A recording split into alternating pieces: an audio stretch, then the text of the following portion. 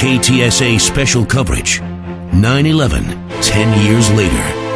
Coverage presented by Amagi Bank and the Orsatti Dental Group.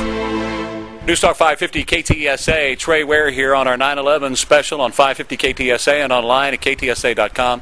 Visiting with County Commissioner Precinct 3, Kevin Wolff. He was actually there the day it happened and helped work aid stations and generally pitched in, as a lot of Americans did, the days after the attack on America, September 11th, 2001.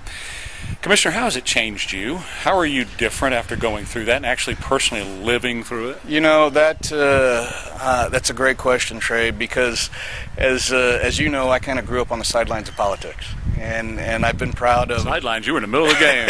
You were right there. You know, been proud of a number of things that my father has accomplished, but I had promised myself that I would never get into politics. Well, you know what? 9/11 was one of those things that changed my mind.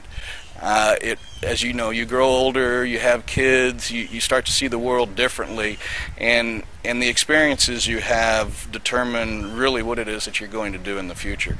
And going through 9/11, seeing what took place, you know, really opened my eyes even more. And it was certainly one of the reasons I decided to get into politics.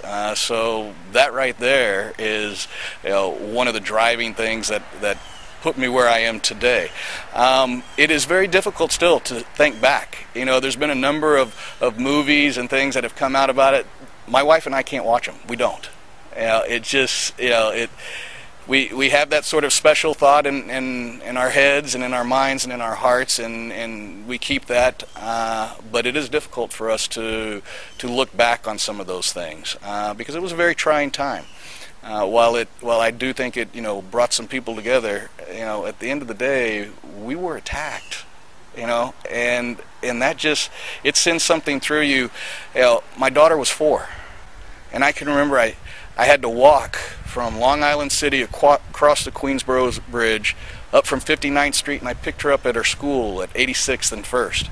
I took her home, and we sat there and we watched that clip that you see on the movie where the plane is going into the building time after time. And my 4-year-old asked me, she said, "Daddy," she said, "what happened?"